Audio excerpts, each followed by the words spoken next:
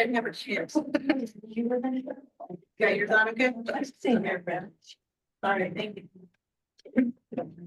All right, so we're going to call this, guys, please. Excuse me. Hi. So we're going to call this public hearing and regular meeting to order Thursday, September 19th, 2024. It's now 7:00 p.m. Do the roll call. I'm Tony Baldock. Lisa DiMaria. Here. Jonathan Kastner. See you. Al Parody. Yeah. Sam Reinheimer. Present. Marion Stay. Here. Daniel Smith. Here. And Timothy Puglielli.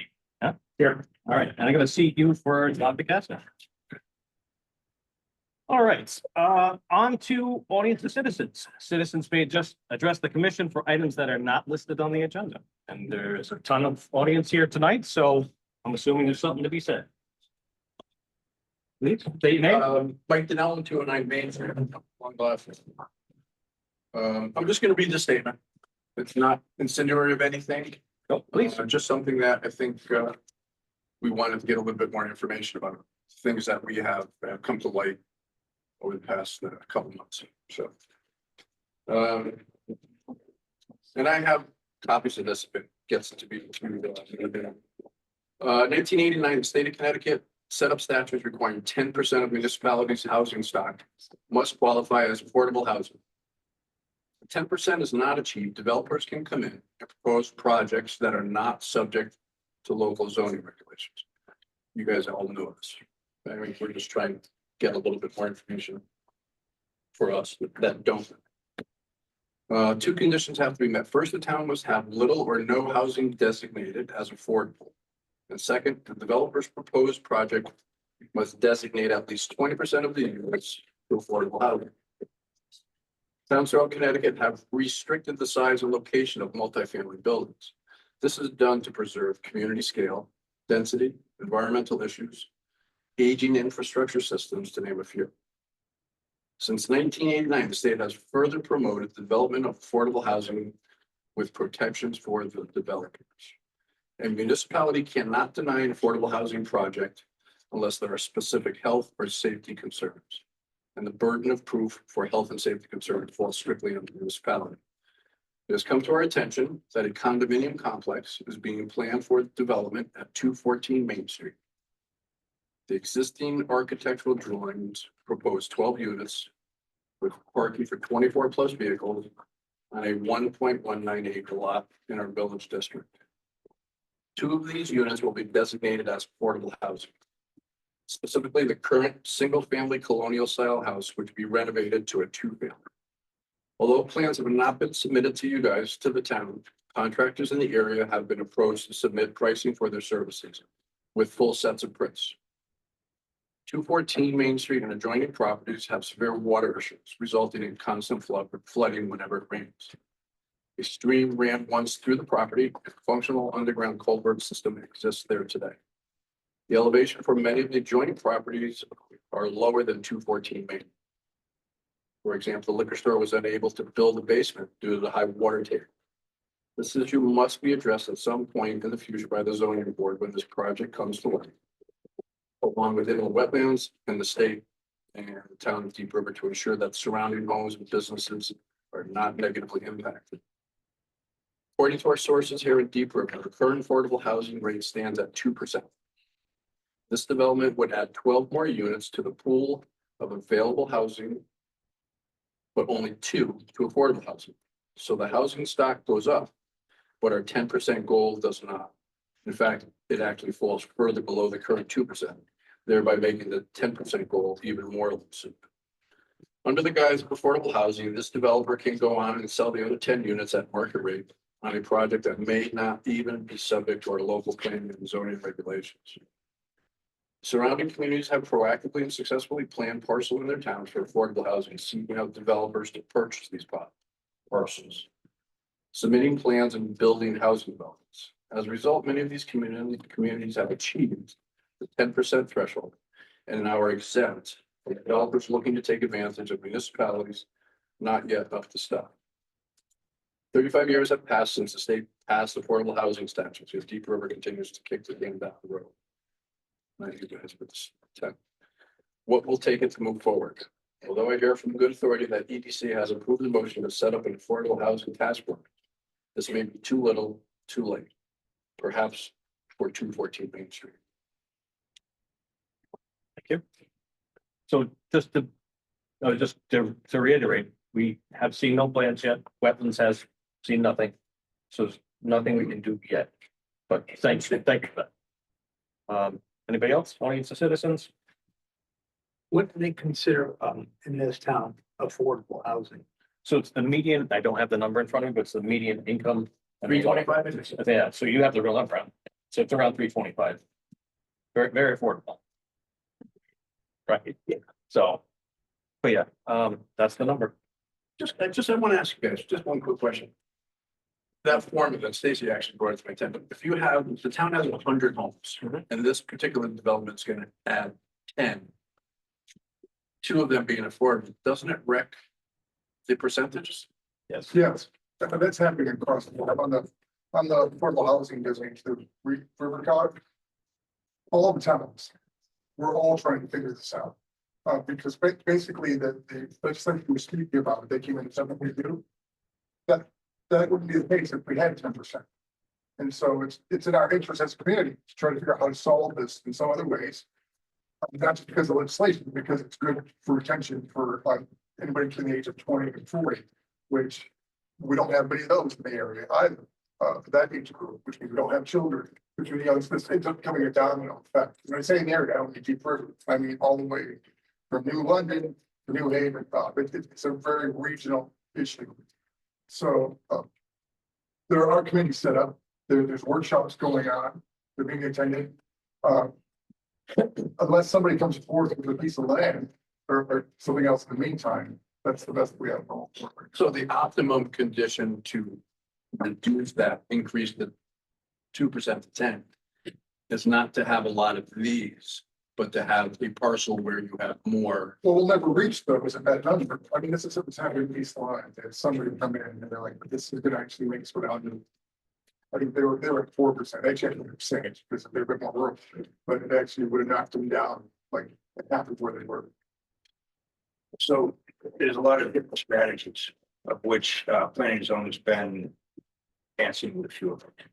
One of them, which I personally rejected and that we've passed, is the as of right accessory dwelling, which just by its nature produces affordable housing, but it creates an opportunity for people to put the secondary home on their property for income, for family, for, whether it's for the kids or for the parents. It's just a natural pattern of housing that is by nature affordable. We also, as part of our application for the ARPA funds for the studies, a major portion of that original application was to address initiatives for affordable housing. That portion of it was not funded. So by Board of Finance. So in order to make these things happen, we do have to expend the resources and do the study to identify the right locations, the right context, et cetera, to create those initiatives. So in other words, there's a budget that hasn't been fulfilled to you guys to accomplish this. That's correct. So projects like this will continue in the future. But But not necessarily. the caveat is we're bringing together the POCD, Right. which is coming out very soon. And so that's actually right at the front. That's the first things we look at. We put together the POCD. As you all know, everything we do with these committees is all volunteer. So we're putting as much energy as we can to get it forward. But the accessory dwelling, that's we're looking to see how much can we flex that? Can we create an incentive for people to turn their garage apartment into an in-law apartment, or are people already living in some situations that maybe if they put up another partition in their home, then all of a sudden it's just the moms in their own apartment. We'll work with you, but we're still trying to figure out exactly what those parameters are. Ironically, there's something against it. Duplexes, you don't get the same scoring towards your percentage as you do with it gets complex. I don't like getting the weeds. So an ADU does not have the same results toward the goal as a single family affordable house. Well, right, it does not have exactly the same. Oh, and even affordable housing, something deeded or any kind of rental unit, something deeded is gonna have more points. They have a whole point card system, and so we're trying to figure out maybe options for somebody to do accessory building, as Alan mentioned, if you were to put a second building on your property, which up till now, we never really wanted to be able to do that anywhere, especially you know, on the river, right? But obviously, that kind of flexibility would allow the town to reach it without having something sort of promise. Let me also address another topic that's not just affordable housing, but housing in general in town. And it's part of the discussion of P O C D. It's been part of this discussion of economic development. It has to do with general population trends. We've been losing population, which is detrimental to our economy, detrimental to our infrastructure, like our school systems, because money is then not available. We're down 47%. I mean, it's just my tendency to get subjective.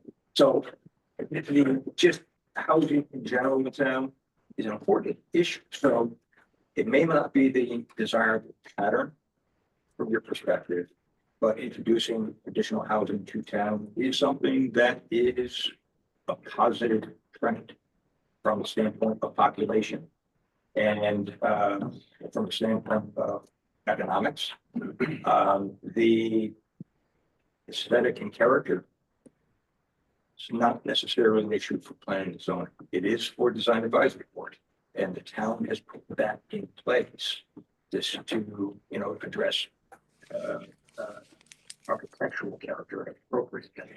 But part of it is just a matter of getting the initiative to get the appropriate housing that Deep River identifies as being needed, whether it's for first-time home buyers or for our senior population to downsize, or for market rate housing and an appropriate pattern of development. Our building stock hasn't necessarily declined, but our population has. So that's an issue that we're wrestling with.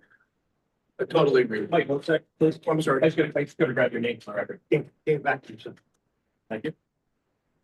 Hold it, Nancy. So, Dave Atkinson. okay, thank you. You're welcome. Sorry, you got it. Sorry about that. And then one last thing, there's also, we just completed an affordable housing study as a town, 2022. It's on the town's website. If you guys can check it out. There's a lot of good info on there. I mean, I think the biggest concern that this one was gonna come before you, hopefully there'll be some accommodation made. But it doesn't seem to fit the village district feeling that we now have, that we're trying desperately to maintain. Yeah. Now you're gonna stick an asphalt parking lot right on Main Street that is gonna be up to 30 cars on a 1 acre lot with 30 people. We don't know if it's gonna be apartments. We don't know if it's gonna be Airbnbs, if people are gonna live here. Right. So this is the concern that we are having about this particular And you're case. 100% correct, because unless the town has the issue. So we could like to get identified for 40 plus years, 15 years. Then we're subject to somebody coming in being able to report, including design advisory, because that becomes a good point as well. So you're absolutely right, and the timing on this is such that we're in a reactionary position, just like was. So we need to turn that around. And again, since a lot of the efforts on the ACD is towards solving these issues so that the town is in control of it for the future. But it's One no last- situation. One last question, Tony, now, when you guys, this is your profession. You guys are professionals at this, and you have a great reputation. In situations like this, is it normal, abnormal for someone coming into a town to try to sneak it in rather than approach the town to say, hey guys, we want to work with you, how do we get in the building? So what we normally have come forward is they show up with the plans. And you'll talk it through till the end of the public hearing. You know, they'll take into all your considerations. But what happens is, if you deny it, an affordable housing application and it goes to court, it is almost always upheld at the court level, and all the conditions you're trying for are removed. So if you're saying, you know, it has to meet the historical district of the town, and that's one of your conditions, and you still deny the application, though the courts have been known to just remove that, and then they get whatever they want. But would not a developer want to work as good neighbors to? You know. Sometimes. I mean, fair answer. I mean, if somebody comes in and they get pushed back and they don't want to get what they want, they can use the affordable housing as a ruse to, you know, push through a ton of stuff. All right, one more thing, sorry. So how can we as residents who are now gonna be looking at this down the barrel soon, how can we help you guys or our townwide exposure to things being done maybe out of character or in the wrong place, wrong time? So I was gonna say, what Guilford just did was they put together a committee, did a search, found a piece of property, and the town got a developer to develop the entire project as affordable, which put them over the 10%. That's what Chesapeake's doing now, they started a committee, and that may be what we. Yeah, we don't necessarily have to develop either, right? We can identify properties to be designated as That's, being. look at low hanging fruit. And there may be basically incentive to make that happen, because we do probably have affordable housing that's not designated as such. But quite honestly, this stinks. I'm sorry? Property up next to Valley Regional. Isn't that all with our money? Yep. They should have been turned back in. Yes, gotta get your name, by the way. Bob Shepherd. I agree. And all that money that they used to purchase that land from this. Yes. There's plenty of land there, they can put up whatever they want. I think a lot of our problem with the downtown is, it's a plus and a minus. There's public water, public sewer, gas, Yes. and that's, you know, that's an easy. And everything's within walking distance, isn't it? That makes a big difference to people that don't have vehicles. I gotta grab your name. My name is Catherine Smith. I live at 8 Phelps Lane. I am going to be the house that's next to me used to be owned, there wasn't a house next to me.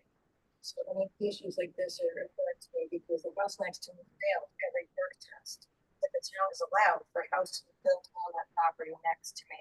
Since that house has been built, my house has been flooding because they have changed the geographical landscape next to me. So now the water runs directly into my garage and it drains. It had an ugly foam nail wall up. I have spoken to the town Public Works, who's in charge of Public Works, to come in and fix the gateway, which they changed my McDonald's. That house was owned by Mrs. Polak, who's now deceased, and that property we tried to purchase for $50,000 house. $1,000 covered in as a building lot because this is the land. As it being a building lot, even though there's severe ledge that runs underneath the property. Because the house was built there, Jan Cedar no longer lives where she lives in now, Brett Thompson's.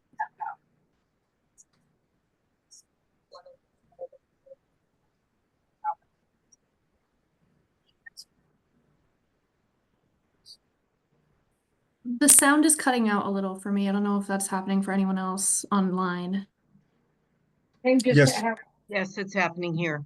Yes, Okay. Yeah, sorry, I missed the end of that. And I think everyone else did too, unfortunately. Sorry, guys, I'm looking at. well, there was a pipe that used to run over the road from the two-family home across the street from me. Grab you for That 1 second. is now capped by Woody Threat. So what you should, I know you said you talked to Public Works. But I found you're better off doing is talking to the building department. If you- But we've been, when John was alive, we tried for about 10 years, that house, the house. Different regime, different people. Do me a favor, No, I talk to understand. them. But, you know, the fact that this house was grandfathered in the first place after failing all the perk test and the neighbors in that surrounding area had no say pretty much as to whether or not the house went up is what brings me here today. Can't revisit that, but I understand. You know, but we can prevent the future. There you Do go. they know where the conduits, whatever, that underground under this town draining it? Do they know where they are? Do they have any maps of that? All the drainage outlets. Yeah, I know I got one go between 7th and 11th Lafayette Avenue, between my neighbor and I, it goes up through there, and I think it goes across the open lot on this side of 214. Public Works should have all those maps. We've been trying to get all that stuff onto our GIS, which is the town's website, so I'll have to ask about that. See if we Would can- they, you know, would something like that stop this? If there's, I mean, it's health and safety, so if it's a Yeah. health hazard or a safety issue, yes, that can be used. I have a friend live down, just live up on Union Street. And when they come through and you're redoing the culverts and all, Yeah. they closed one of that hole. And they started getting water in. They opened up, this one's Smitty's. They opened up his floor and opened up that pipe, and it was nothing but toilet paper and everything else, and I never found where it's coming from. They dumped the ice in it all over the church. So they don't really know where they're coming from. One of the main reasons we haven't run into developers the same way as some of the other towns is because we only have that sewer system running in the central area of the village. For the cost of putting in any kind of sanitation for development, should basically just breaks their margins if they want to use the special allowance for affordable housing. It's already the half knocked down 2 units or 3 or 4 units, and then if they actually have to put in a proper system. So that's why and it isn't surprising we haven't seen the paperwork on this yet, because they'll spend a few $100,000 I've seen this presentation. They say this is how they do it before they ever come to us. They'll spend a few $100,000 to see if anything's even viable, or if there's enough things on their checkbox that then they can go back to Hartford or maybe or to HUD or whoever else and say, look, for everything on the checkbox, they get an incentive. And so it actually costs them a great deal of money for them to even think about what's going to be on their planning, for the future. They submitted anything for the houses? Even today, they were in the back of the truck and.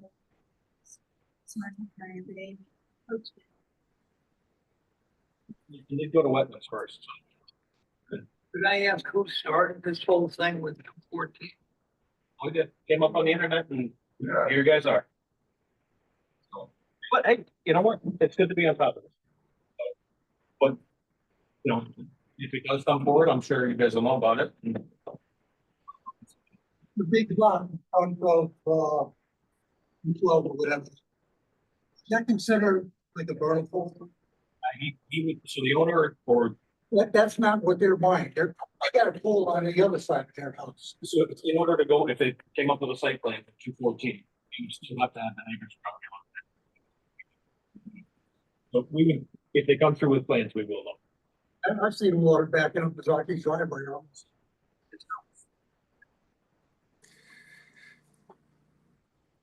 You got your hand up? You're talking about the, You gotta get your name. Jeff Dorn. The housing and houses, commons and.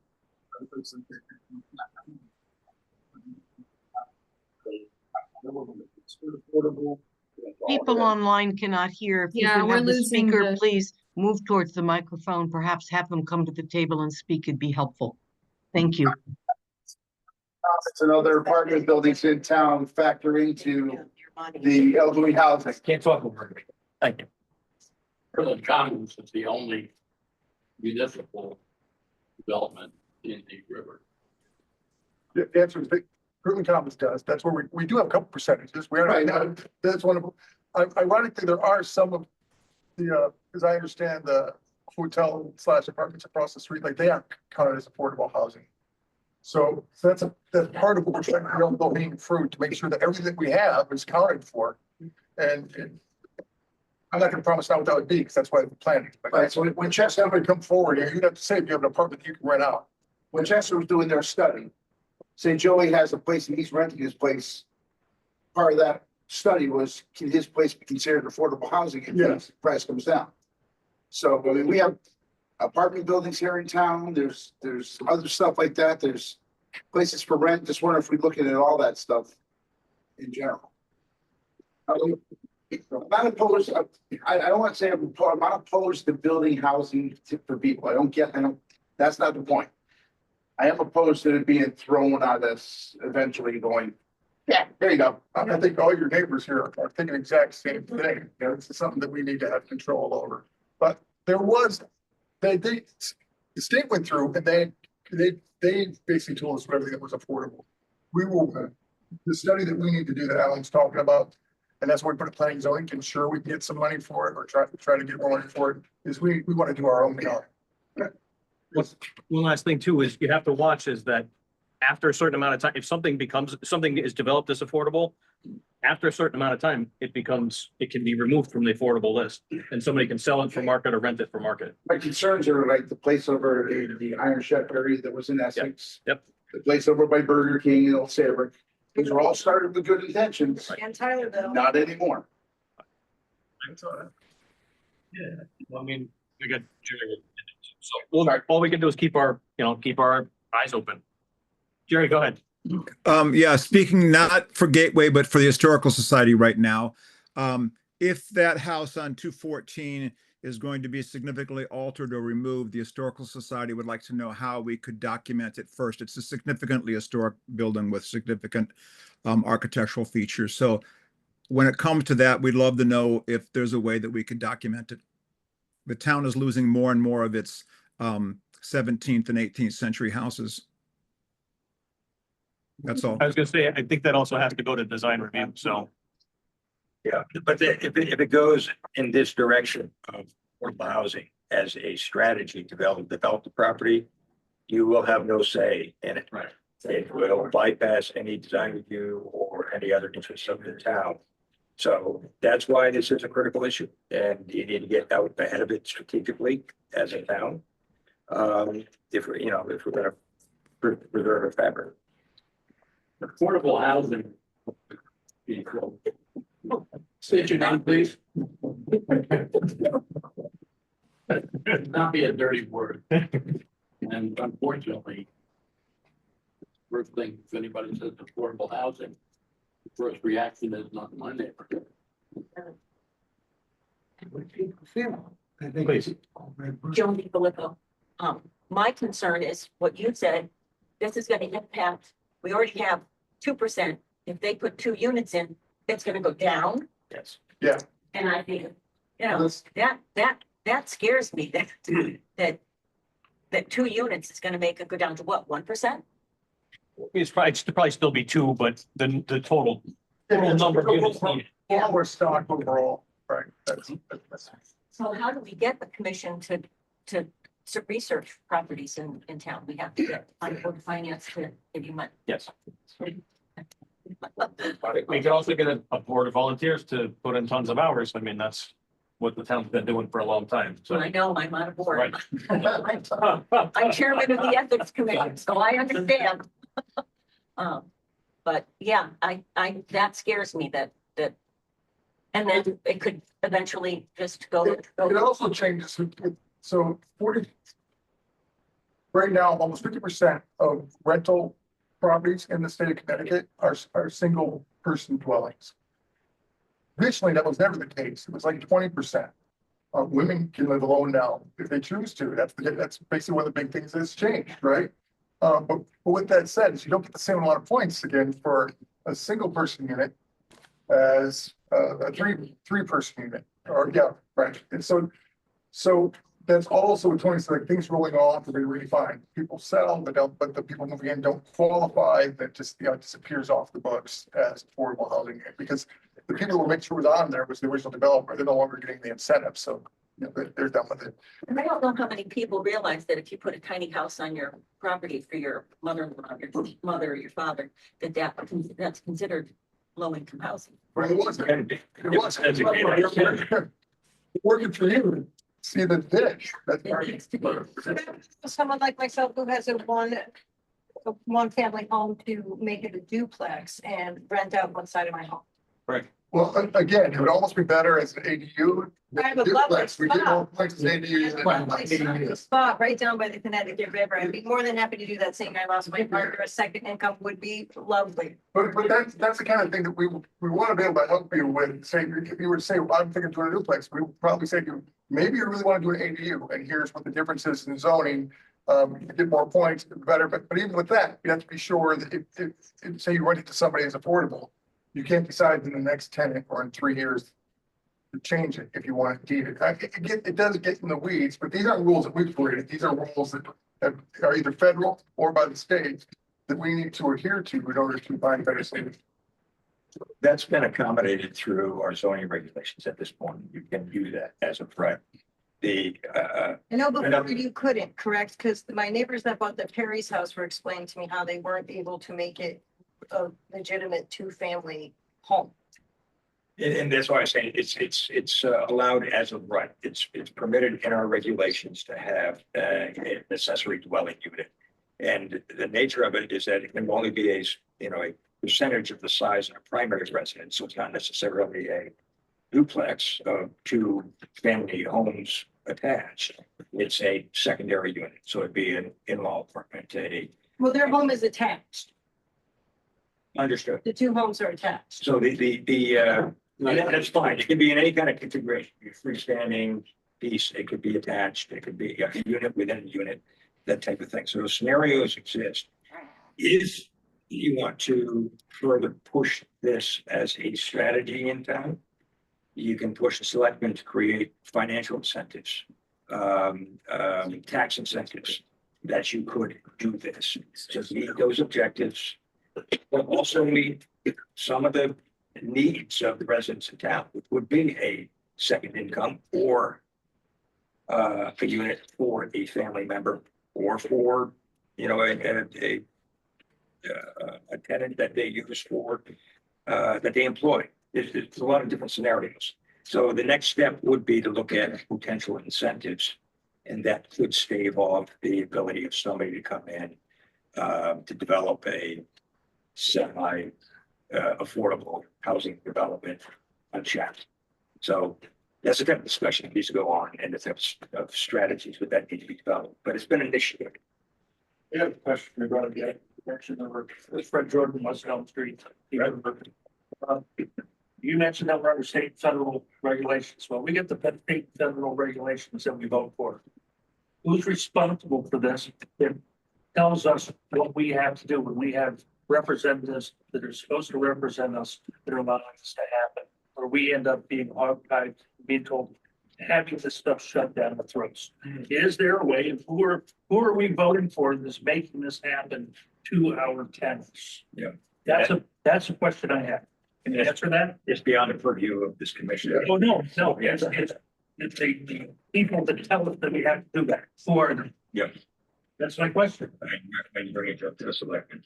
The selectmen are gonna be able to answer that question. Of who tells us what regulations? Yeah. But we have. A thing about accessory dwelling. So your legislature. Sound like my house. But Brad, Okay. the way that we stand out for this is like, you come out and, right? And through Rivercog, they actually have somebody that keeps track of all the stuff that's going on in Hartford and lets us know ahead of time if something's gonna be put into a bill, how it could affect us in the smaller towns. And then when we get that information, I report that back to this committee. But we don't have, that's how legislation works. We don't get to tell them. For a long time now, so apparently we've got the wrong people representing us. It's a subject to stand for hours. No reports. All right, so Yeah, that's something we can do this. One other question, go ahead, we're under industrial park. The last I heard was the CPA turned down. so it is going to court. I was gonna ask for an update later on during the reports, part 7. So Zoe, if you want to stick around for that. Outside of that, I'm gonna, any other employees, citizens, but if not, I want to, there's other stuff. I have one more question. How does, I understand that the developer has to be forced to be able to let a developer build the place. How is it in the town's best interest for a developer to come in to meet your 10% quota to drive your quota down? That's what. How- There's gotta be something that's not right about that. It's There's gotta be- not, it's, but the state's been struggling with this for a long time, and that's just what they put forward. I don't think they ever thought that anybody was gonna hold to that. I think they just thought this was very good idea, it would get you affordable housing. And then realized, you build 12 units, you're putting 2 forward, you're actually bringing the number down. We And- do have to be realistic. There isn't much that's affordable in the entire country at this point. But that's exactly the point. Yeah. This isn't a Deep River thing or a shoreline thing. And I don't see how. Or even a Connecticut thing. Here, because Nationwide. it's a problem nationwide. Right. That the prices of everything are astronomical. I could get wonderful money for my house, and believe me, with the direction the town's going in, I am seriously considering selling my property. I have a really good property to sell. It will go in a heartbeat, just like the other 2 houses on River Street. 3 weeks, they were sold. I don't even think it would take my house 3 weeks to sell. where it's- You're absolutely correct. But- I've seen the stats for all the other towns. Where am I gonna They're go? worse. Where am I gonna go with my money? Because I'm not gonna be able to stay in Connecticut. I'm not gonna be able to stay in Deep River, even though this is where everything I know. I've lived here for 43 years of my life in this town. So I don't want to leave it, but the way things are going, I'm getting pushed out. That's part of what affordable housing is supposed to. Our taxes, my taxes, because I live between 2 signs that say the Deep River Landing, my tax bracket is ridiculous what I gotta pay for taxes. Those are not official signs, by the way. Thank you, Jonathan. Okay, I don't have much humor. I lost my partner in 2023 and living every day to day has been a struggle. So I find no humor in finances. When you all are on your own without your partner, then you can make jokes. Again, I do have to move on. There's still a ton of stuff on here. So anything outside of affordable housing from the audience?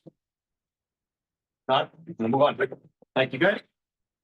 Okay, on to item 3, approval of meeting minutes for August 15th, 2024. Everybody's read through these. Somebody wants to make a motion. Hopefully. I'll move to approve the minutes from the. Second. Thank you, Alan. Thank you, Daniel. Lisa? Aye. Stan? Marion? Aye. Okay, on to item number 4, public hearing. Item A is a special permit application, new single-family home over 4,000 square feet in the Gateway Zone, Marywood Lane, map 69, lot 8. Applicant, and I'm butchering this lady's name every time, Philip and Donna Coles.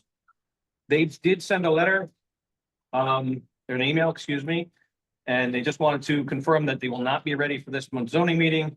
Hopefully they have everything ready for next month, so we don't have to open the public hearing for this. Or do we open it last month, or are we just continuing? It is open, thank you. And you can just continue it. I'll make a motion to continue the public hearing for the. Thank you, Alan. Second. Thank you. Dan? Get tongue tied, Lisa? Aye. Dan? Aye. Mary? Aye. Aye. Thank you. Okay, item B, text amendment application. This is a regulation amendment to add section 13.7. Additional sign requirements. The applicant is Deep River Planning and Zoning Commission. That is my item 2. So I'm just gonna ramble this off real quick, Zoe, if you don't mind. So our original regulation for 13.7 reads sign requirements. And it says signs within the village district, proposed signage located within the village district shall refer to the design advisory board prior to approval by the CEO or planning and zoning commission.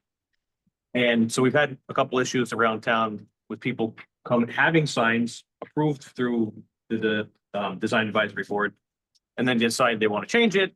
And our regulations never say that they need to go back to the design advisory board. So we're adding section 13.7.2, which now says change of signage within the village district. Any alteration to an existing signage in size or color shall be referred to the design advisory board prior to approval by the CEO or the planning and zoning commission. So that's the gist of the change. It's just to add that one new paragraph. Questions, comments from anyone in the audience? Does this have anything to do with blow up men on the sidewalk? Is that the type of signage? Yeah. It's included. I hope so. Just a question. Well, I mean, was it there prior to this? I just. That one Anyone- was never approved and then they were told to take it down, so. Anybody else from the public? All right. Commission? So I'd just like to, look at this regulations, on signage in our zoning regulations. Regardless of, advisory, review. There are stipulations on, size and location and all these other things. And I've had conversations with Zoe about this, is that, we do hold some people responsible for applying and adhering to the regulations. And there are times when we don't subject people to review. And I think we need to be equitable within our application of our regulations. And I'm not sure that we have a process to do this, because usually it doesn't come to our attention until somebody complains.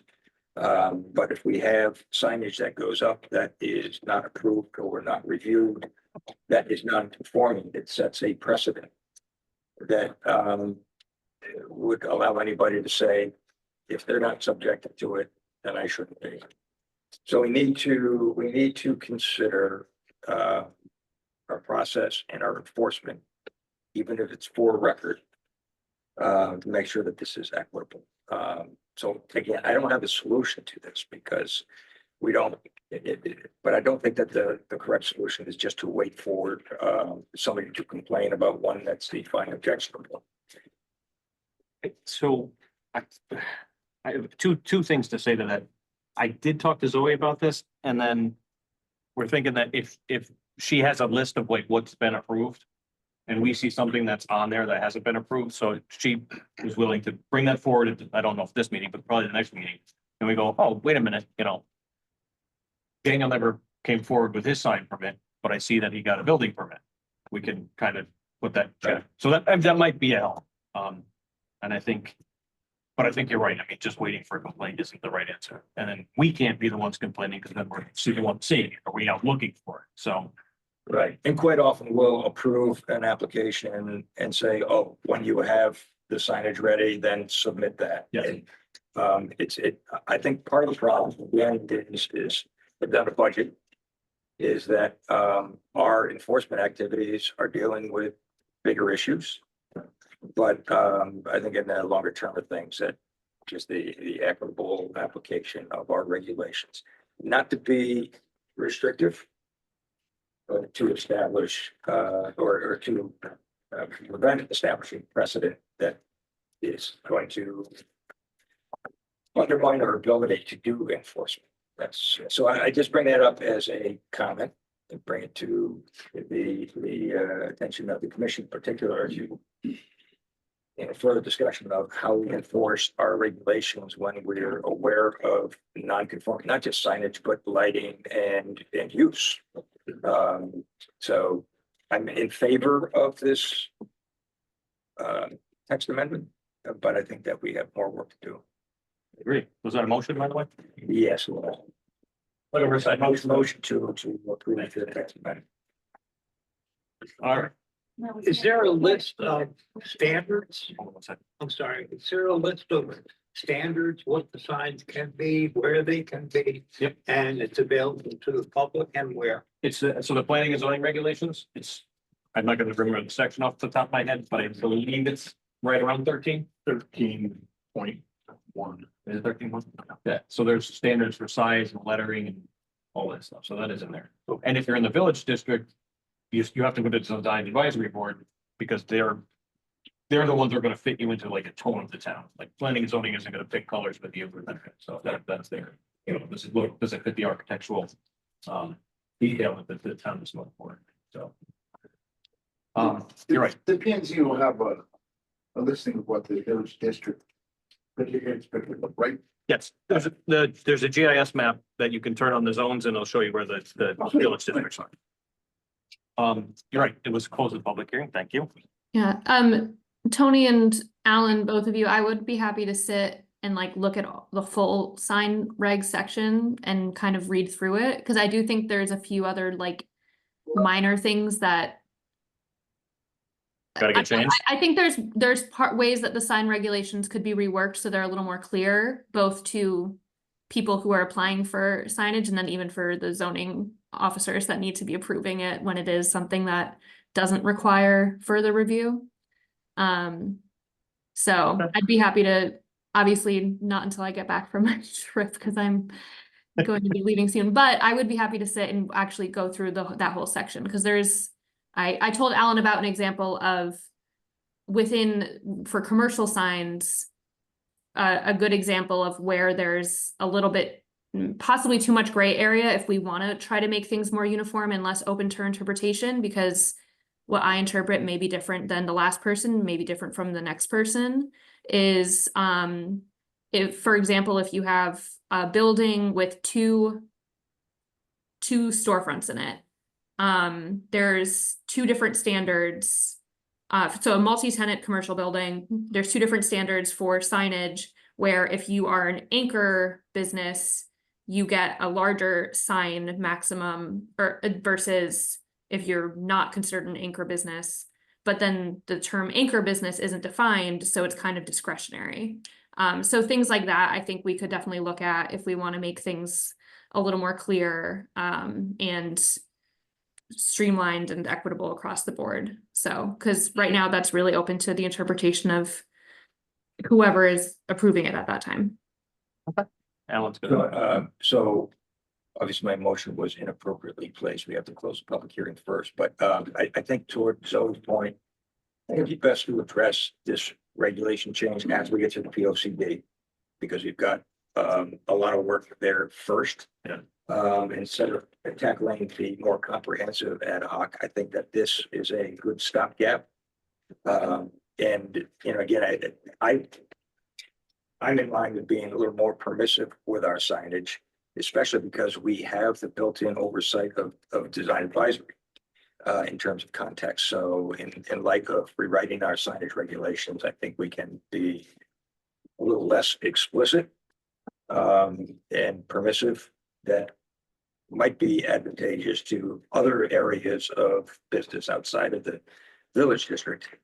But keep in context that we do have the design review to keep other things in check. So I'd like to hear the public respond to those comments as well, if any has any more. Before we close it. Yeah, no, absolutely. Then I'll. Okay.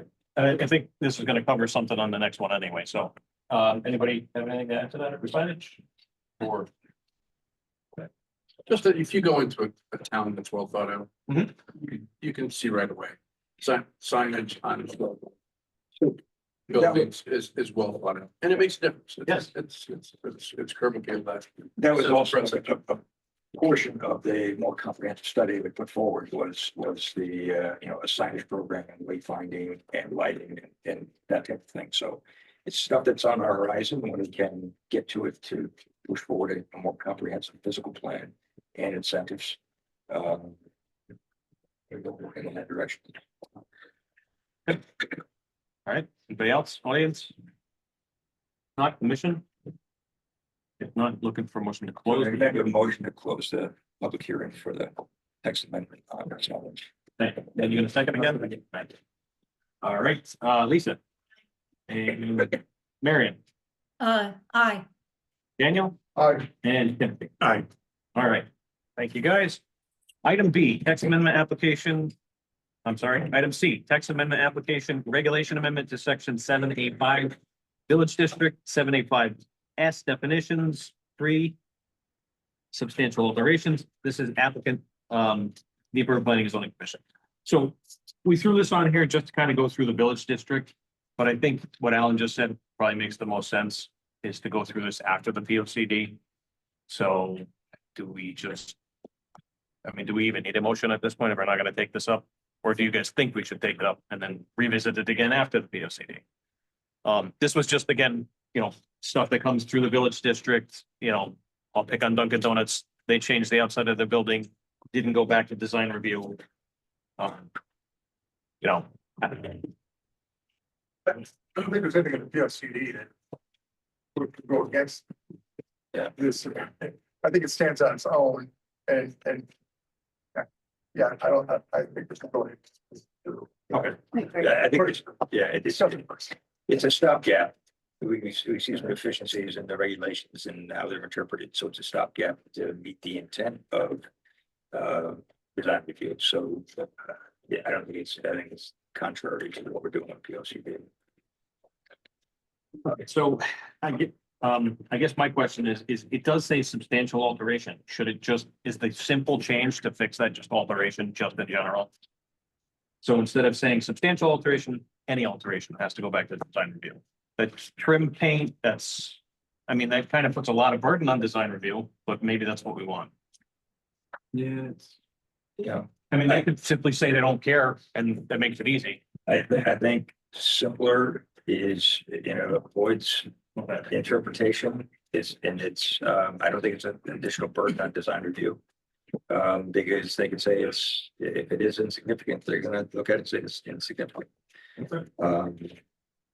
But I just think that, coming from me, less words better. No, I'm gonna write that down. Okay, so the simple solution is to change item 3, substantial alteration, just to alteration, and then it would say alteration includes any modification to a structure, changing its outer envelope, anything seen from the public streets right away, blah, blah. Pretty simple, pretty simple. Yeah, and then it's being reviewed, whatever, you can take away the drive through, but yeah, we know that's substantial, and if it's. If they want to tip their windows, then, they just say yes or no. So, all right. Yeah, okay, like that. Well, hit the citizens, you guys are here. Anything on? I'm just rambling away about a lot of stuff that there's some background, in, but. Didn't know if you guys- Good, because who's to say what's substantial? Right. So the idea of this language is you go through, you do all things in the building department, and then in 5 years, you decide if you want to put a drive-through on your donut shop. Say, we want to make sure that you come back, just because you were approved once, that's, but you said, what is substantial? Right. Yeah, I mean, if they, Walgreens next door, if they painted the brick, is that really substantial? Who's to say? Who's to say? Well, I'm sure our community, that's something. I'm just saying, right, I'm just saying. So, You probably want to remove the last sentence there, because it talks about what substantial is. In addition, It defines it, because we had this discussion before, that's why we said make it substantial, but I think it's better. I think it's better to have a picture in that way it can be looked at, and then, decide to go forward or not with full review. so if we read, I'm gonna read that last sentence for you, and then the way it's written, and then I'll read it the way I think it should read, and then we'll. So in addition, a substantial alteration can be any modification to a structure or its facade that is determined to be such that the proposed modification could render the structure incompatible with its surroundings from a design sense. If it just said, in addition, alteration can be any modification. We just took the a substantial right out. I'm thinking you can remove that sentence Completely? because if you take off the word substantial, you don't have to. Say any of that? Well, actually, I think that's there is substance to the sentence because it addresses the issue of context, which is critical, because it's also part of the state legislation that allows for design review and requires a professional or a appointed board with professionals to address subjective issues. It's the only thing, the way that it becomes, that it's allowed to be in the purview of planning and zoning is with a professional opinion on aesthetics. So to me, the operative terms are that it's visible from the public way, because we don't want to impose on property rights if it's in your backyard. We don't want to be imposing those types of neighbors imposing on your sense of style or aesthetic. But that it's contextual. And the thing is that allows for an applicant to say it is contextual and explain their design intent and defend their design intent. So it's not just subjecting somebody to somebody else's opinion of what's appropriate. To me, the issue is substantial, and that takes the subjectivity of whether it's. I agree or not, no. I got, well, it's actually, now that you kind of touched on the new construction part too, which said, I'm just gonna make sure it doesn't, oh no, public right of ways up there, okay. That is in there. I'm fine with it either way. In or out, as long as a substantial is out.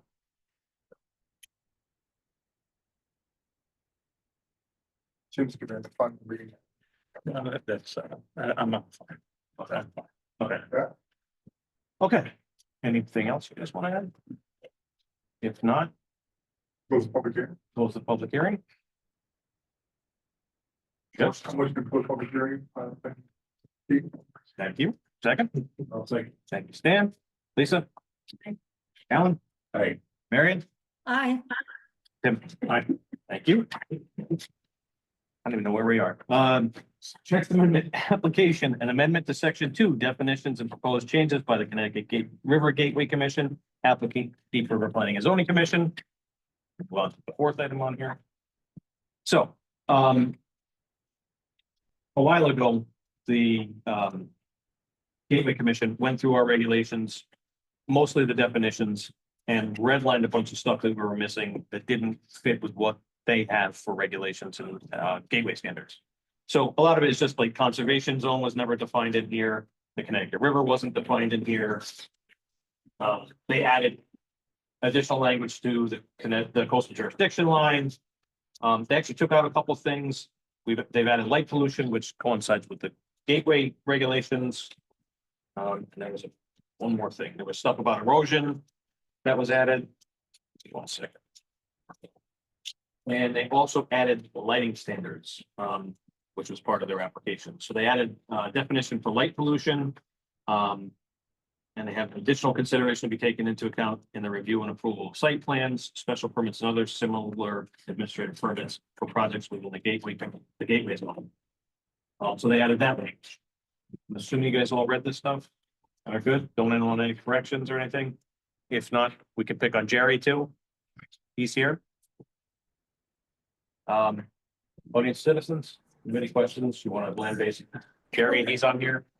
Hey, Jerry, Mike Denon. Hey, how you doing? Yeah, good thing. It's come to my attention over the past number of years that we've lived here that complaints have always come up with new properties along the river. Cut this tree and then 10 come down. What's the prevention on our part and enforcement moving forward that this doesn't keep occurring?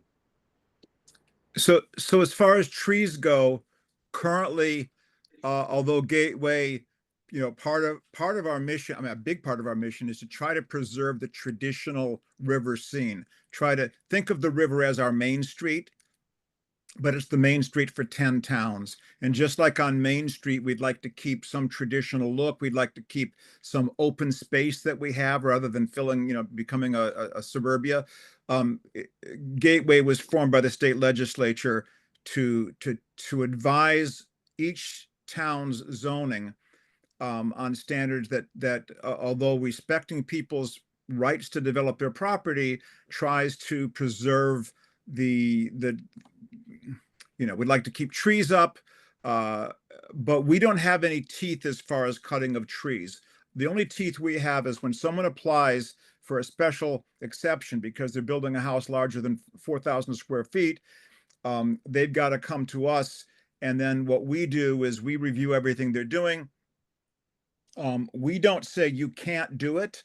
All we can do is go to zoning and say what they're planning does not meet or does meet Gateway standards.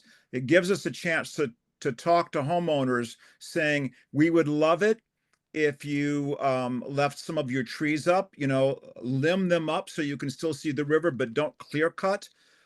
We certainly are tenacious in trying to protect 100-foot riparian, that we don't want new development, certainly within 100 or especially 50 feet of the river, so that people aren't making fertilized lawns with chemicals right down to the river.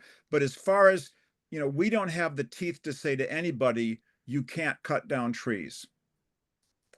It's a project to be worked on in the future, but you can imagine the complications of that. our best bet is to encourage people when they're applying for a special exception through zoning to say, yeah, we'll give you a thumbs up, but we'd love to see you do these several things. But we cannot say you can't cut your trees down. And of course, we would never try to make somebody keep sick or diseased trees up. That's the last thing we would want to do. But we would love to still keep the Connecticut River, the wooded hillsides that we all love. Anybody else, any citizens? Thank you, Jerry. If not, commission members? If not, motion to.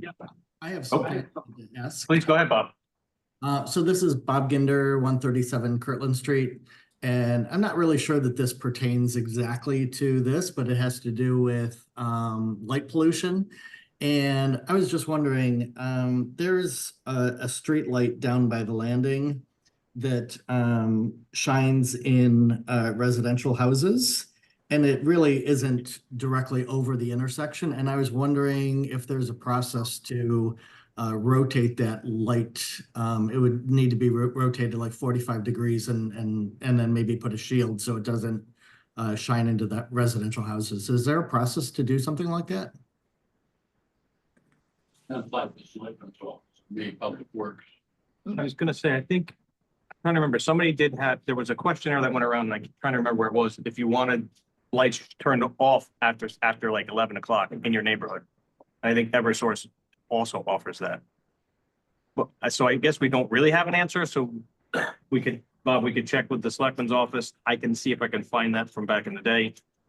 But I would start at the selectman's office and then I'll look personally and see if I can find that. Thanks. I'd appreciate that. Thanks. Absolutely. All right, commission members? If not, motion to close the public hearing on. Jerry's got the hand up. Sorry, Jerry? Yeah, sorry, just a real quick clarification. So what this thing we're talking about right here is basically, you know, we're not looking to change rewrite zoning regulations. We're basically trying to standardize language throughout the constituent towns of Gateway, so that when we talk about things, we're talking with the same language. The one new thing that we are pushing for, and it's related to what you're just saying, is that we're trying to introduce universal lighting standards along the river. Now, thank goodness, Deep River already has pretty good lighting regulations. We just want to make sure that people are not, you know, people are now going into a phase of wanting to shine floodlights up into their trees. That certainly affects the river view. You know, I know that the Gateway, I mean, the Deep River standards right now say that any light on a property has to be shielded so it doesn't shine into your neighbor's property. So that's one of the things that we're trying to do, is just promote Connecticut's Dark Skies Initiative, which is being done all over the state to try to promote dark skies. That's all. Thank you, Jerry. Anybody else? I do have one question. Yeah.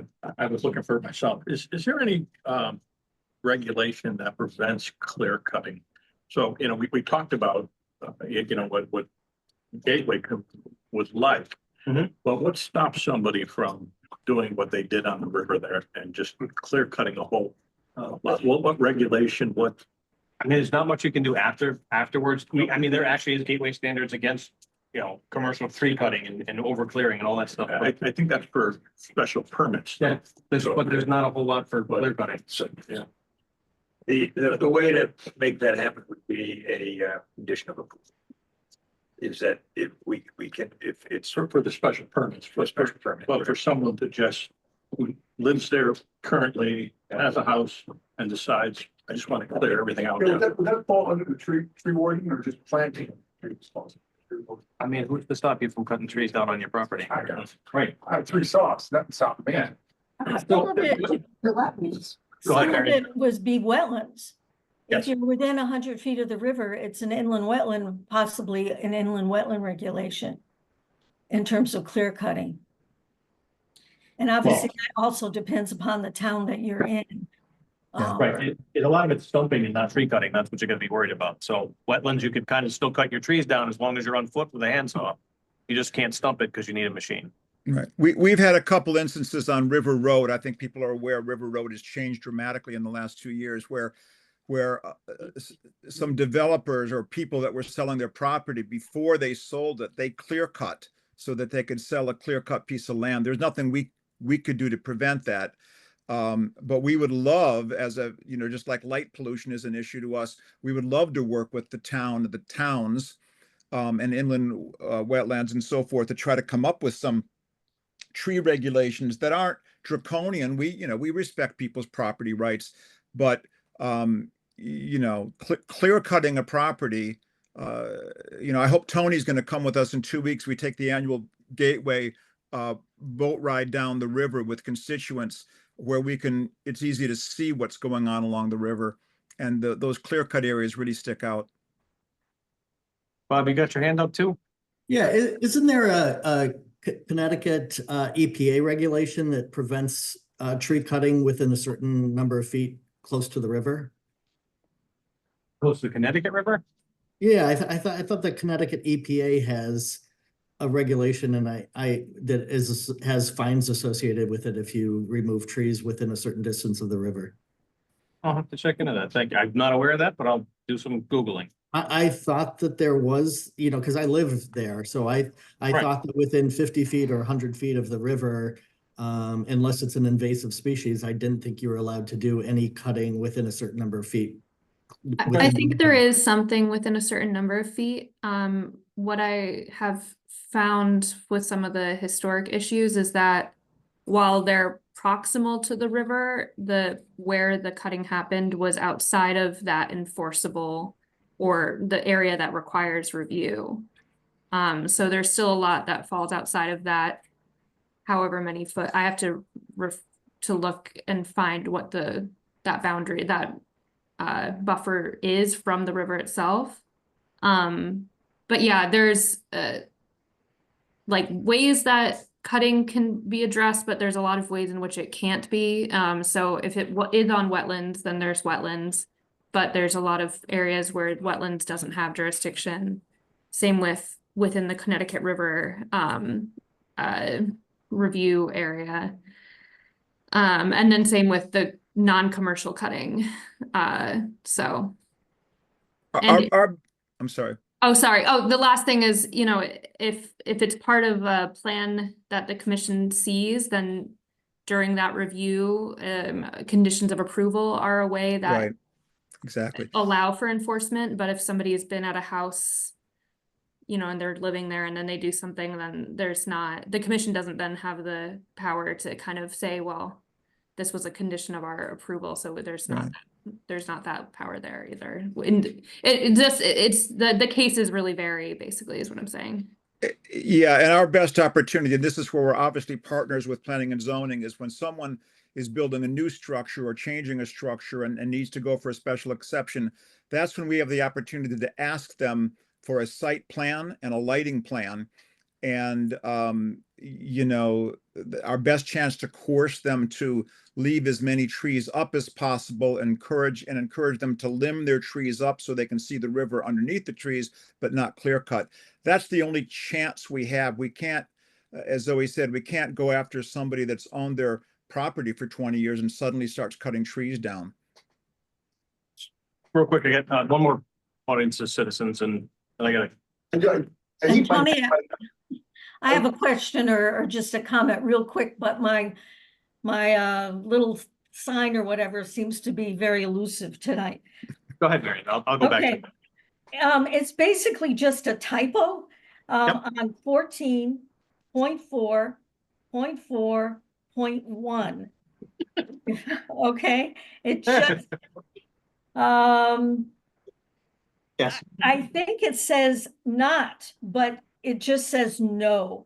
So if you're one lot removed from the Connecticut River, and then it's a comma, no if significant clearing. I think it's meant to say not if significant clearing, but it's definitely a typo.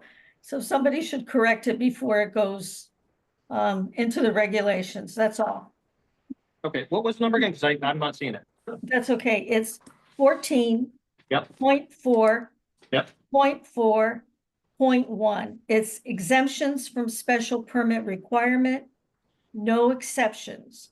No exceptions to review by special permit are permitted. Yeah, I see it. Development on parcels along or fronting the Connecticut River, blah, blah. And then it says no. And I think it should read no, either nor or not, if significant clearing of natural vegetation is proposed. I think you're right. I think it is not. But, sorry. So I deal with woods, right? I cut woods, I live in Westwood Killinger. We talked to by the DEP last year. If you're cutting significant trees. Yep. And there's a possibility of creating a detriment to the environmental area. By the river, not by the river, you cease and desist, the DEP says you're ready to go, whether you own the property or not. So there are regulations, the DEP does look at it when they're notified, Right. And I think and I was vindicated. the reason this is coming up is there's a piece of property on River Road that's up on the. Yeah. So there's no wetlands on there. It just, he scalped the place, and that's kind of what we're dealing with. But you're right, there are places. Yeah, and I said, I'm not cutting the wetlands, the Yeah. DEP just deemed that there could have been issues and they cease and desist until they come in and check it out. Okay. All right, anybody else? If not, motion to close the public hearing on this one. Motion to close. Thank you. Second, I'll second. thank you, Lisa. Alan, Yes. Dan, Yes. Marion, Yes, Yes. all right. Last one.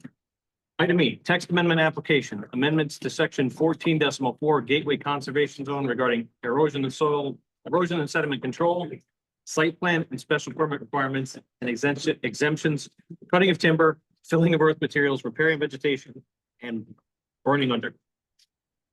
Basically, the reason this is on here is Gateway has revised their standards. And we don't, our regulations haven't adopted this. I guess they revised these in June 25th, 2021. For soil erosion stuff, and we never adopted that. So we're just looking to adopt those standards. Questions from the audience or the commission? and I might have jumped the gun in terms of the sedimentation and erosion control typos, so take that into consideration. Okay. All right, hearing no comments, looking for motion to close the public hearing. Thank you, Lisa. Second? Second. Tim, Alan, Yes. Dan? Yep. Marion, Yes, Daniel? Yes. Fantastic. Okay, on to old business. We're gonna go right back through these. Item A is off. Item B, text amendment application, regulation amendment to add section 13.7 additional signs requirements, applicant Depot Planning Zoning Commission. Okay, back to the beginning. So, anybody questions, comments? Any changes? If not, motion to approve or deny.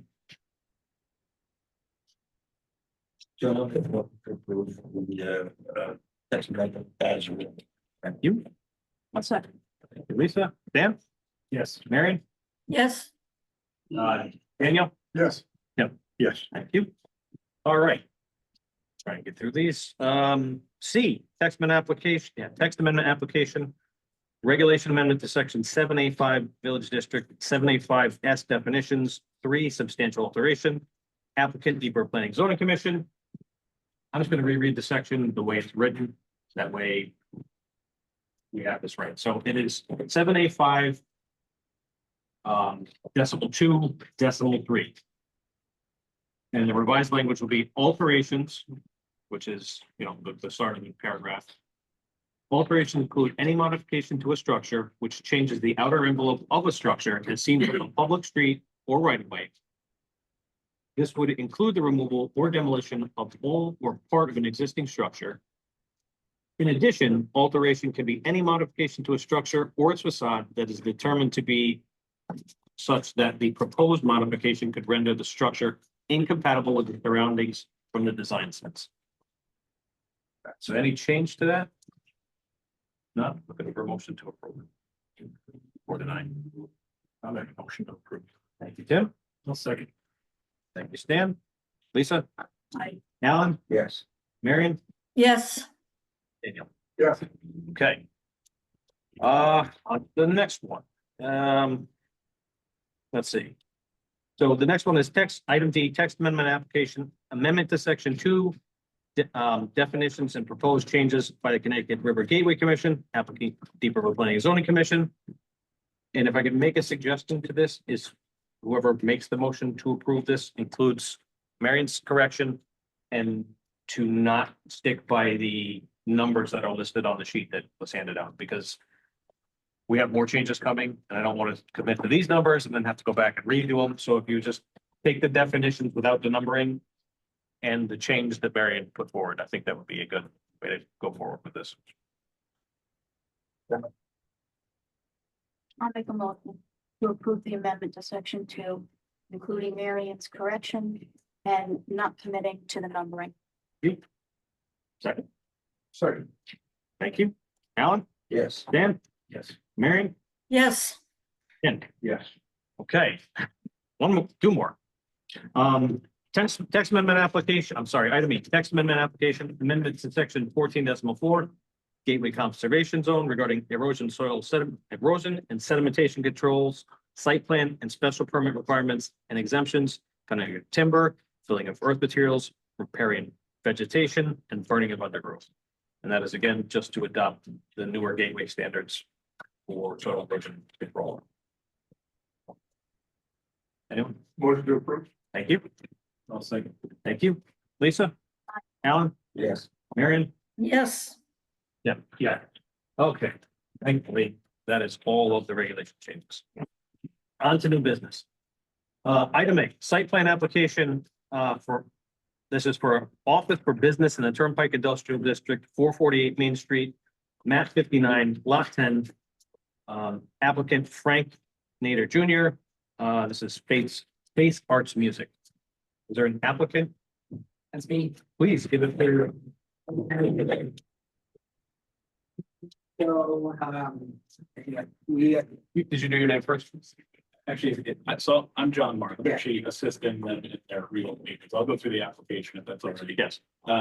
Tonight I have Frank Natter Jr., who's part owner of the company, as well as Avi Chiat, who's the landlord representative to the for the location that they plan on relocating to.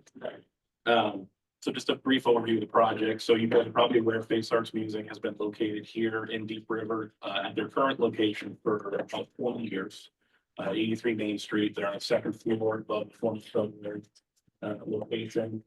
And in the last year, couple of years, it's come to their attention that in order to sort of grow their business, they needed to look for a location that would be better for them from a access standpoint as well as a parking standpoint.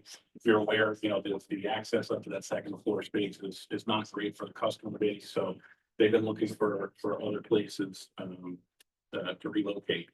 And the location at 448 Main Street became available. That's obviously the former Auto Parts Nation location that went out a short time ago. I think there's some good synergies here in this location. There's already Soma, which is in this area. There's an art studio there, as well as a dance studio.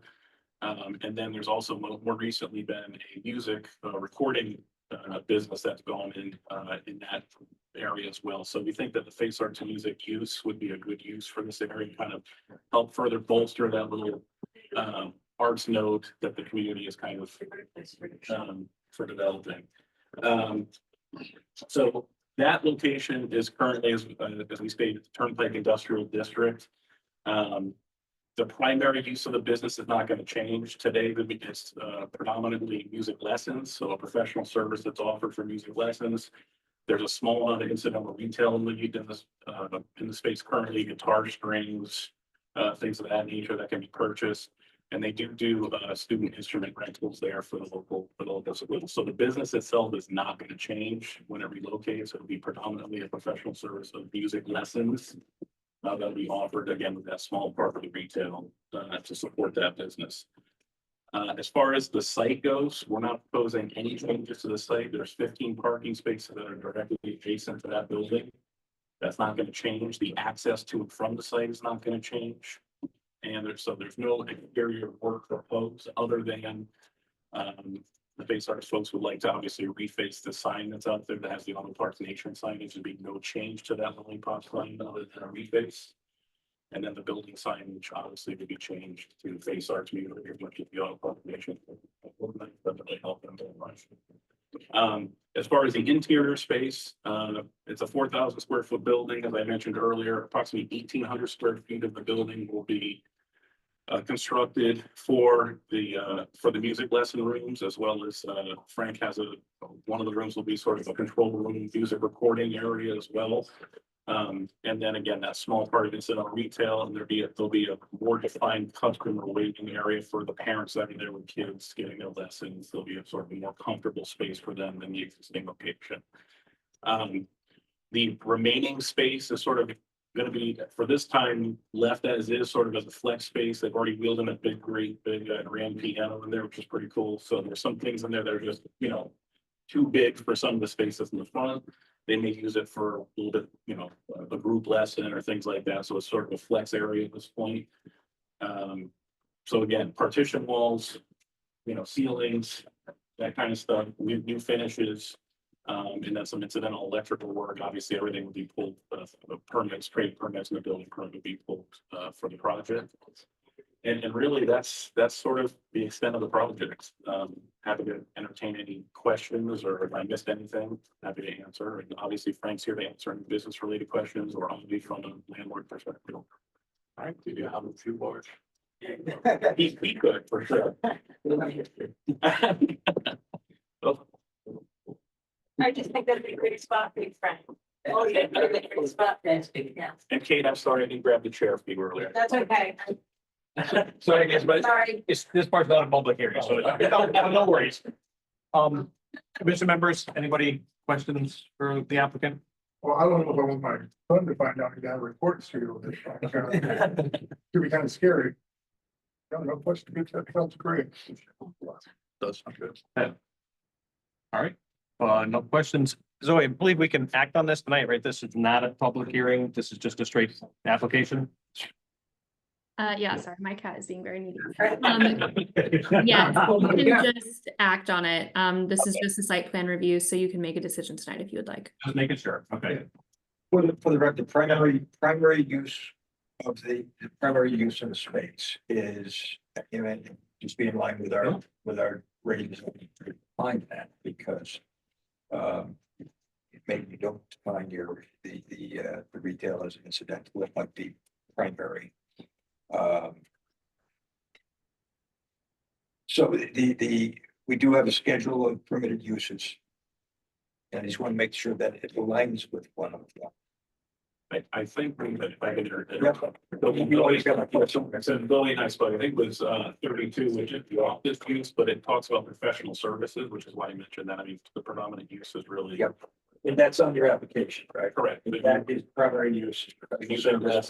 Yep. Correct. Because, again, I would echo the fact that what you're doing in context with the other uses is exactly kind of natural zoning, because you're creating a synergy with these uses, similar uses, a pattern of use, which I think is extremely important to be forever, and the type of thing that we see should be shown. But I just want to make sure that's on record that, that the primary use is professional services, office, and the secondary is retail. You just have to be careful that we're approving something that is allowing as a right.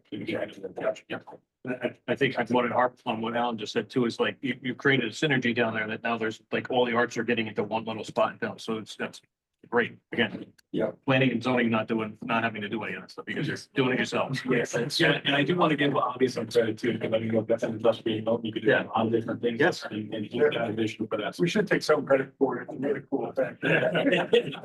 Glad we came up with this. All right.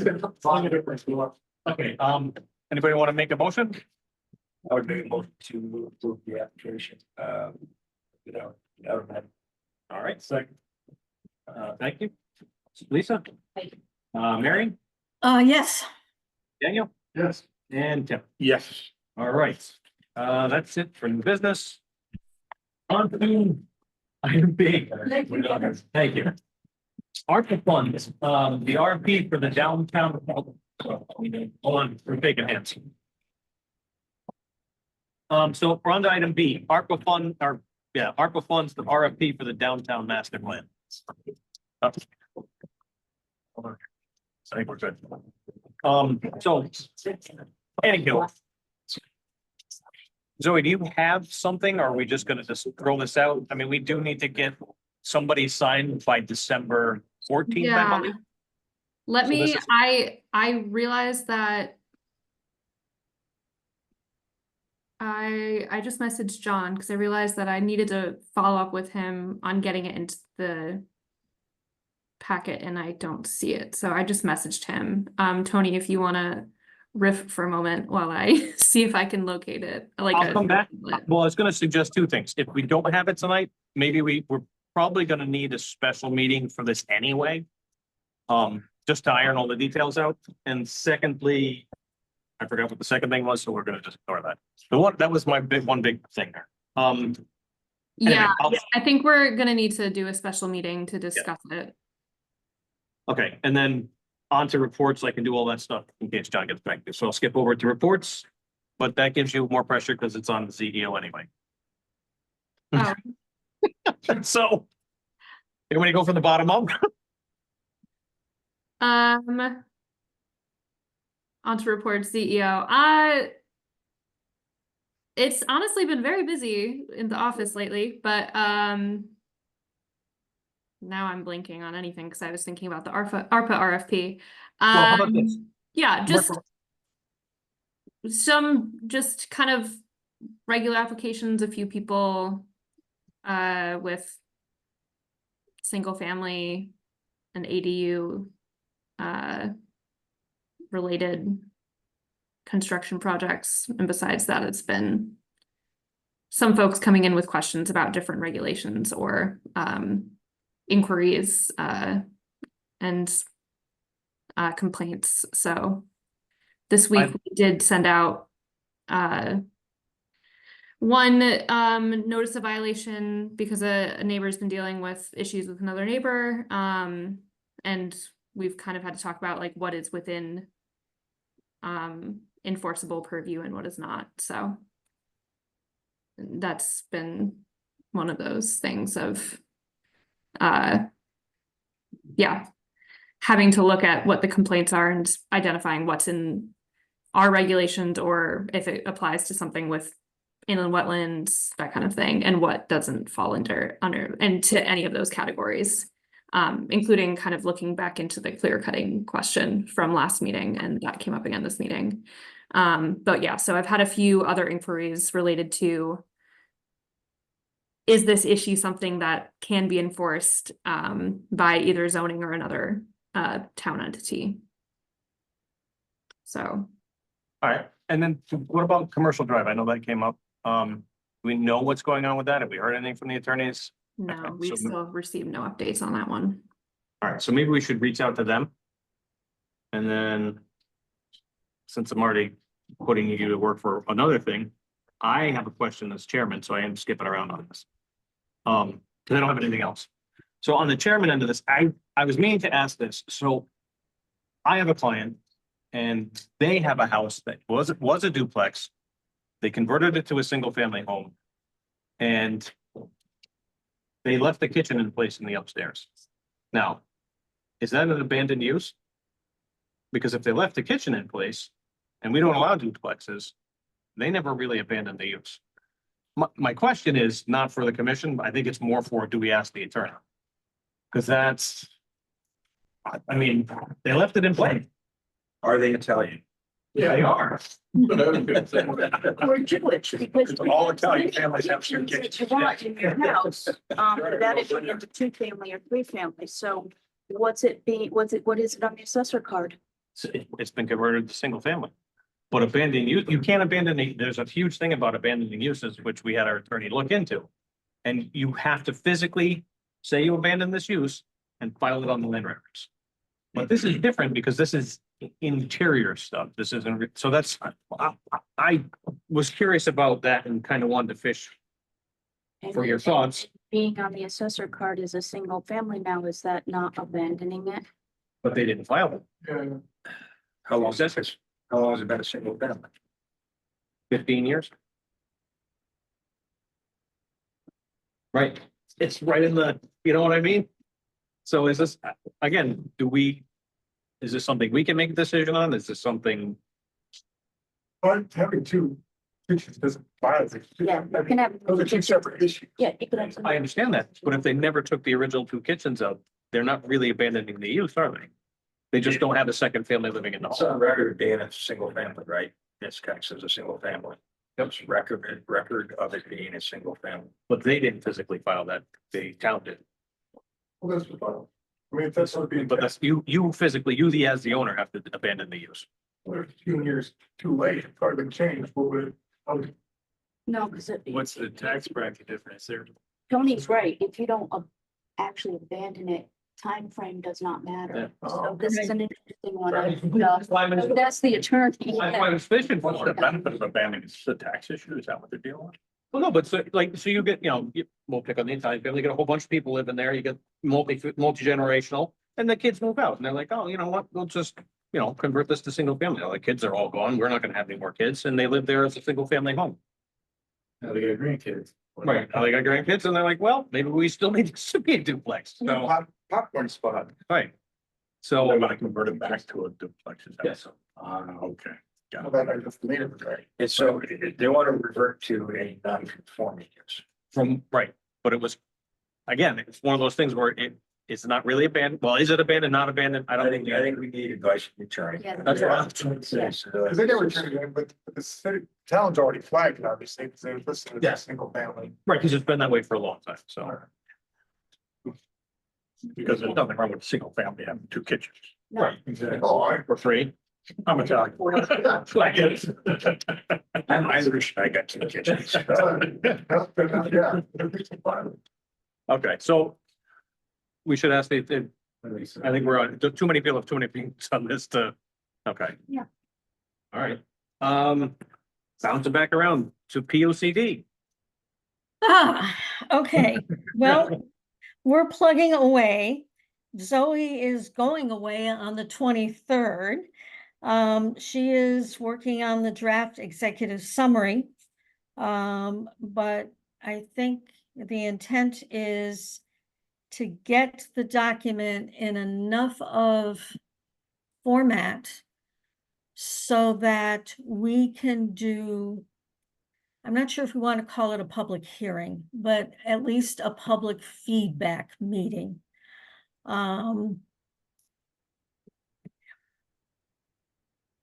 So that, yeah, so we can get comments, especially on just a variety of things and see where we stand with the public. I'll be able to send out the executive summary draft tomorrow before I disappear. That's brave of you.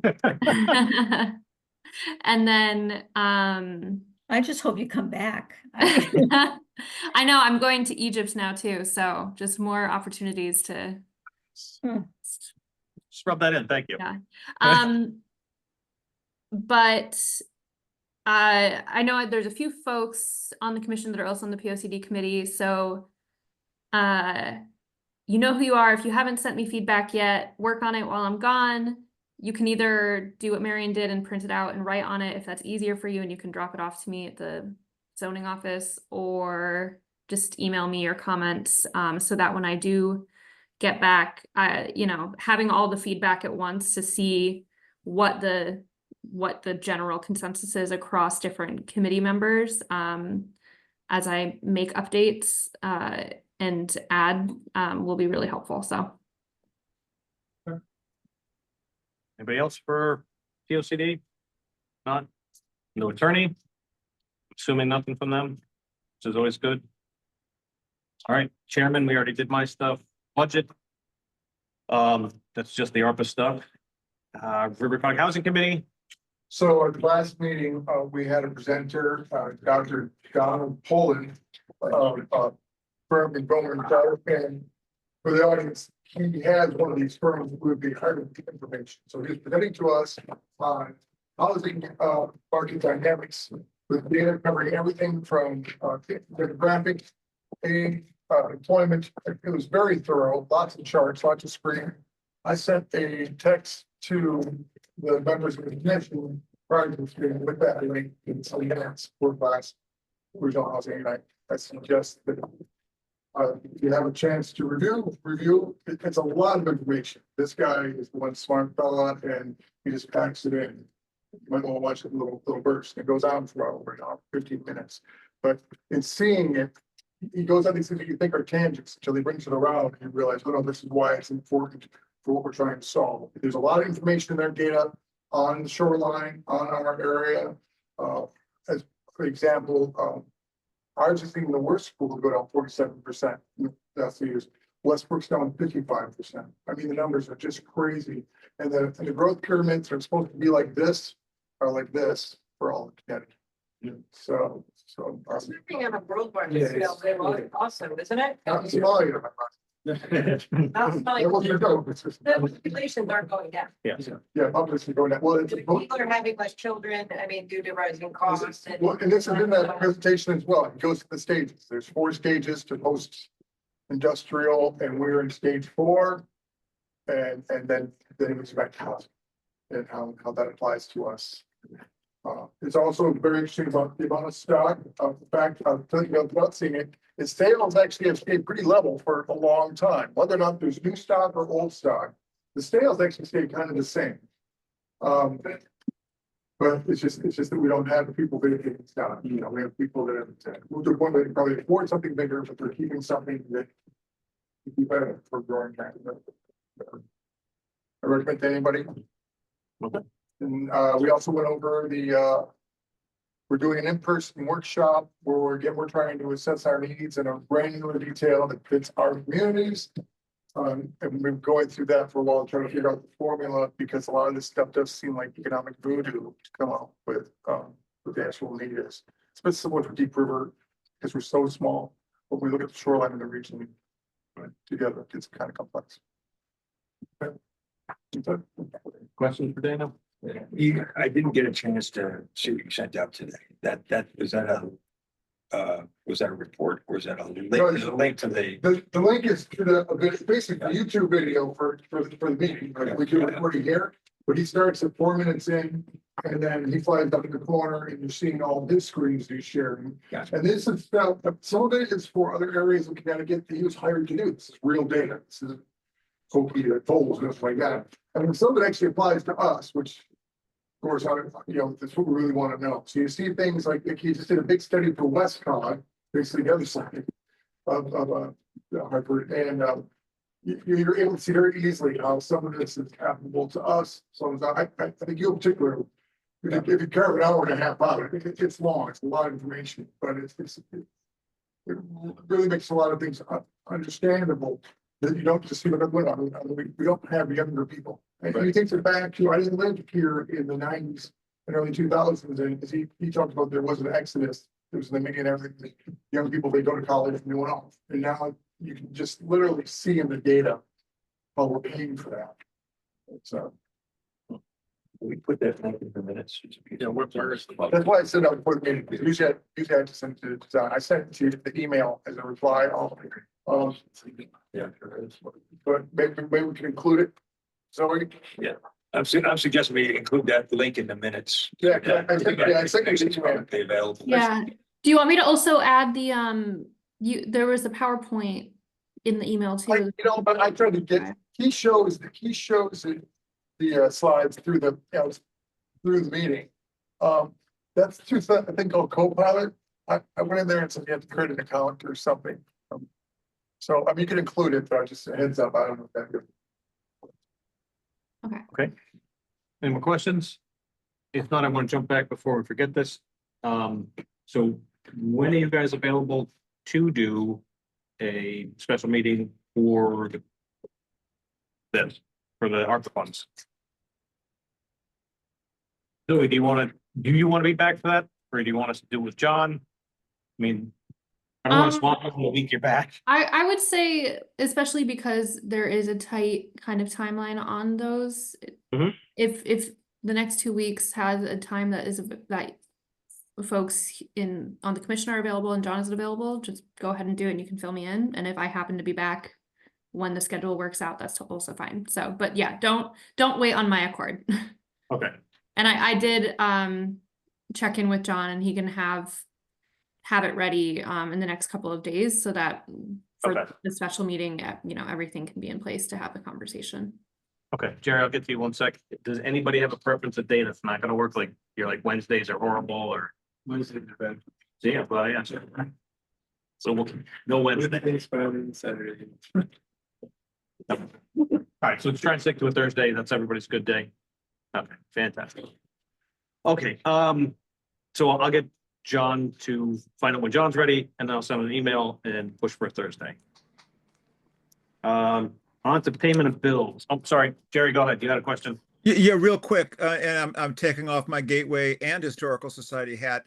So as some of you know, over a 2-year process, I also have received ARPA funds to do this history, heritage, and tourism project for the town. They've also now asked me to include wayfinding, which means what's where in the town. And I'm assuming this will need to dovetail with the downtown master plan design advisory.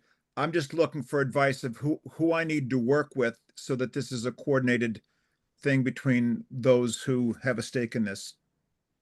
So it'd be us and design advisory, Dan Bat. I can get you his email and his phone number. Great. Thank you. Jerry, if it's wayfinding, is it wayfinding of just historic context, or is it? No, I mean, and again, this was a new thing that was thrown in literally on the last day.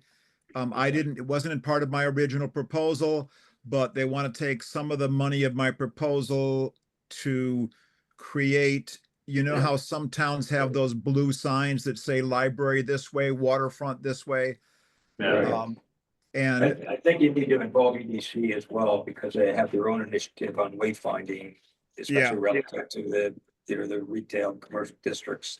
So just so everybody's dovetailed, coordinated, I think you just want to touch base with them as well. absolutely. So that's great. Thank you. Thank you. I think, Jerry, I don't know if you heard John, but he had a good idea. So municipal parking is a big one. I don't know if that would be hugely helpful. That's You're a going great to have to incorporate a parking study in your wayfinding. Well, that's the thing is, and I told Carol this is the history heritage. I can do a lot of that by myself with the Historical Society, but this wayfinding thing, there's a lot of stakeholders. We need an ad hoc working group to decide, what we want to identify. There's a lot of things I don't know about, and I'm not qualified to make all these decisions. So yes, we need a team that can say, we want to tell people how to get from the library to the waterfront, to the parking, to the et cetera, et cetera. Okay, well, we'll get some volunteers, and that way you're just working with one person and not the whole commission. Make that go a little easier for you. Sounds good. So I'll pick on somebody to make them volunteer. You got a question? I got a question for Jerry real quick. Jerry, you're talking about, you're doing information and your historical stuff for the town, gathering information. Have you, or do you have a proposal to do a public appeal for anything like that? Appeal for information? Well, the reason I ask is I belong to the fire department. We just lost a wonderful member. His son knows everything about this town. So a quick, easy one-stop answer for you on that is I'm also president of the Deep River Historical Society now, and we're the depository or the repository of the town's history and heritage. So through the Historical Society, we'd love to collect that information. And of course, also it should be shared with the fire department as well. But yeah, I would do it through the Historical Society, which is, give me a shout. Okay. Good. And you also have Rhonda Forstall. Oh yeah, no, absolutely. So Rhonda is our curator. She knows more about this town than anybody I know, as well as Kathy Schultz. And yeah, absolutely. Just if it comes to our roof, we'll make sure that Rhonda and Kathy get a hold of it and that it gets, as they say, curated and you know, preserved, because that's our whole job, is to preserve the town's history and heritage. Thank you, sir. And thank you. All right, payment of bills. Any bills? Hearing none, fantastic. Adjournment? Go. Motion to adjourn. Need a second? Second. Everybody? Aye. Bye. Zoe, have a good trip. Next Night. We're everybody have a good night. See you all. Thank you. Please. Uh,